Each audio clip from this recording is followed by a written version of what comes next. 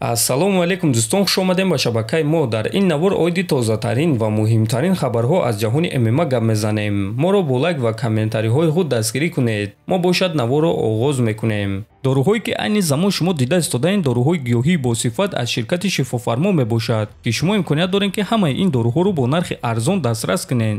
доруҳо барои хунукзадагӣ ва қавӣ кардани мардонагӣ, барои фарбе ва харобшавӣ, барои ришу мӯйсарбарорӣ, барои дарди дил, дарди мушакҳо ва ҳамчунин равғани сиёҳдона, ки пайғамбар саллаллоҳу алайҳи васаллам гуфта буд ки ба ғайр аз марг ба ҳамаи дигар дардҳо даво мебахшад. худи ҳозир ба номерҳои дар рӯи экран буда занг зада доруҳои даркории худро харидорӣ кунед ва ҳатман аз номи канали Паҳлавон гап занед. ҳамин гуна шумо ҳам доруҳои даркории худро ба даст меоред ва ҳам канали моро сахт дастгирӣ мекунед. чемпиони пешинаи UFC дар вазни миёна Исраил Адесаня дар муҳорибаи унвонии вазни худ ки байни Шон Стрикланд ва Дрикус Дуплеси баргузор мегардад прогнози худро дод. биёин суханҳои Адесаняро гӯш мекунем.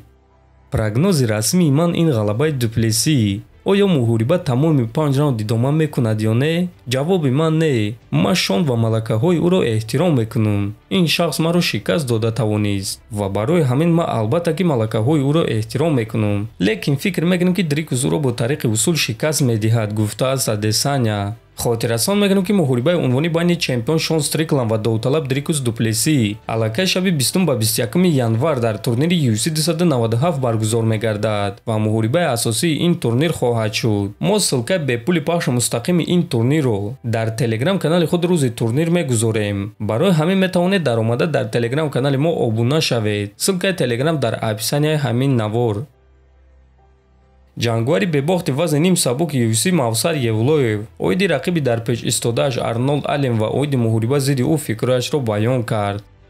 ман медонам ки чӣ гуна Алленро ба нокаут равон карда мешавад. барои ин корро кардан ман аз 3 моҳ зиёд лагери тамринӣ гузарондум. дар ҳар як мавқеъ тамринҳои ҷиддӣ гузарондум, чӣ дар гӯштин ва чӣ дар стойка. дар техникаи ӯ суроғиҳои зиёд аст ки онҳоро истифода бурда мешавад ва мо ин чизҳоро албатта ки истифода мебарем.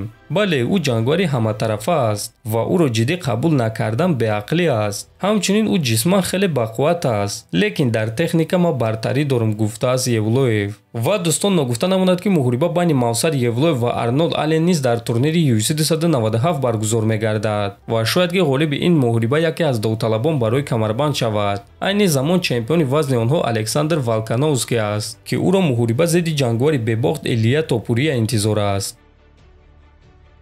инак дӯстон, шаби гузашта ташкилоти ACA номи рақиби Аъзам Ғафоровро эълон карданд. акнун расман Аъзам Ғафоров бо рекорди 15-3 зидди Алан Гомеш бо рекорди 15-5 рӯзи 9 феврал дар турнири ACA 170. бояд гуфт ки ин ҷангвари бразилӣ ба ҷои Қурбан Гаджиев мебарояд ва ин реванш барои Аъзам ва Гомеш хоҳад шуд. онҳо аллакай як маротиба дар октагон вохӯрда буданд ва дар ҳамон муҳориба Гомеш дар якум раунд Аъзамро бо тариқи нокаут шикаст дода буд ва акнун онҳоро рӯзи 9 феврал реванш интизор аст. бояд гуфт ки Алан Гомеш ҷангвари ҳаматарафа сахт аст ва ӯ дар муҳориба зидди Аъзам бо тариқи нокаут пирӯз шуд. аммо бояд гуфт ки пеш аз ин нокаут Аъзам Ғафоров ӯро чанд маротиба ба нокдаун равон кард. барои ҳамин дӯстон, ин муҳориба барои Аъзам маънои хеле калон дорад, чунки Аъзам ҳам ба финал баромада метавонад, ҳам реванш гирифта метавонад ва боз имконият дорад нишон диҳад ки ғалабаи Гомеш дар якум муҳориба ногаҳонӣ буд. ба фикри худи шумо дӯстон, ин реванши онҳо чӣ гуна ва ба фоидаи ки ба анҷом мерасад?